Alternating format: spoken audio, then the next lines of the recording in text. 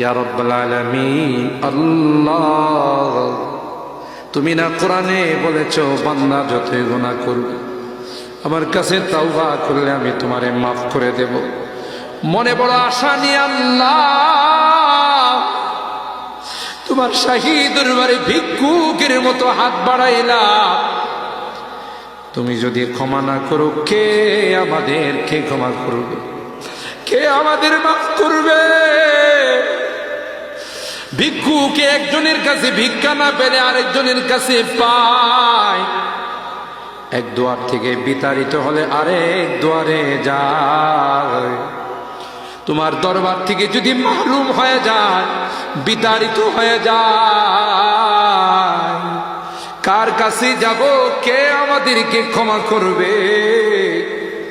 মালিক রে, কাঙ্গালের মতো হাত বাড়াইলাম, তাওবা করতেছি, আর জীবনে কোনোদিন নামাজ ছাড়ব না, আর জীবনে কোনো গুনাহ করব না,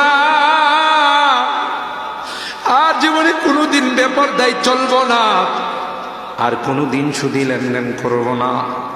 কিয়ামতের কঠিন ময়দানে আমাদেরকে তুমি গুনাহগার বলে ডাক দিও না।